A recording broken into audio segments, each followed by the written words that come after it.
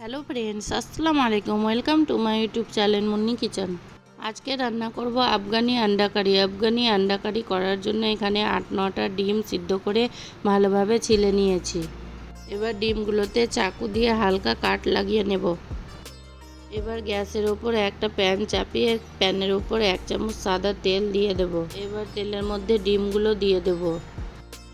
ডিমগুলো হালকা লালচে কালার করে ভাজা হলে ডিমের মধ্যে স্বাদ মতো লবণ, 1/4 চামচ হলুদ, 1/4 চামচ লঙ্কা গুঁড়ো দিয়ে দেব। ডিমগুলো ভাজা হয়ে গেছে, এবার নামিয়ে নেব। আবারও প্যানের মধ্যে 1 চামচের মতো সাদা তেল দিয়ে দেব।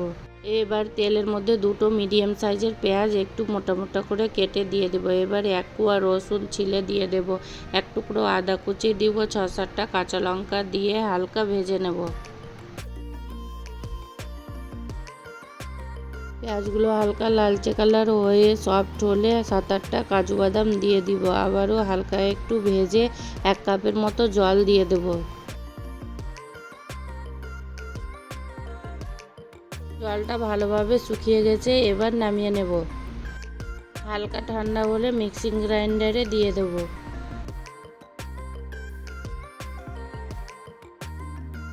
এবার ডাঁটি সহ কিছু ধনেপাতা দিয়ে ফাইন পেস্ট তৈরি করে নেব। দেখুন এইভাবে। গ্যাসের উপর একটা কড়াই চাপিয়ে 2 চামচের মতো তেল দিয়ে দেব। তেলের মধ্যে দারচিনি, এলাচ, লবঙ্গ দিয়ে দেব। দারচিনি, এলাচ, লবঙ্গটা হালকা ভেজে এবার বেটে রাখা মশলাটা দিয়ে দেব। মশলার বাটিটা ধুয়ে 2 চামচের মতো জল দিয়ে দেব।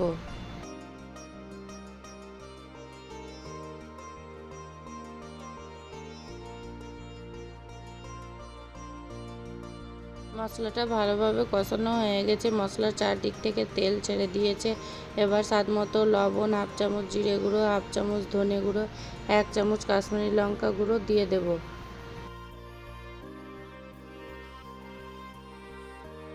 এবার 1 চামচের মতো কসুরি মেথি রোস্ট করে দিয়ে দেব।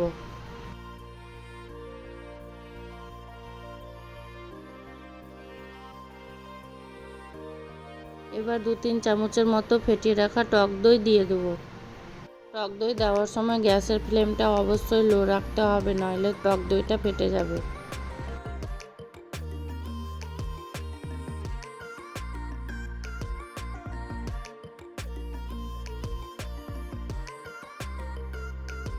মশলাটা ভালোভাবে কষানো হয়ে গেছে, মশলার চারদিক থেকে তেল ছেড়ে দিয়েছে। 1 কাপের মতো জল দিয়ে দেব। এই আফগানি আন্ডা কারিতে ঝোল বেশি থাকবে না, মাখো মাখো হয়ে থাকবে, তার জন্য অল্প করে জল দিতে হবে। জলটা ফুটে গেছে, এবার ভেজে রাখা ডিমগুলো দিয়ে দেবো। ডিম দেওয়ার পরে ঢাকনা দিতে হবে না, নইলে ডিমের কালারটা ঝোলের মধ্যে চলে আসবে।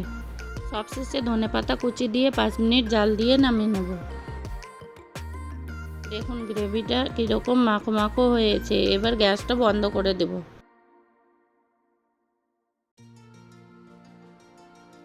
হয়ে গেছে আফগানি আন্ডা কারি রান্না। দেখুন কতটা সুন্দর হয়েছে, গরম গরম ভাত দিয়ে খেতে দারুণ লাগে। একবার হলে ওইভাবে রান্না করে দেখবেন। আমার রেসিপিটি ভালো লাগলে আমার চ্যানেলটি সাবস্ক্রাইব করে লাইক, কমেন্ট, শেয়ার করে দিবেন প্লিজ।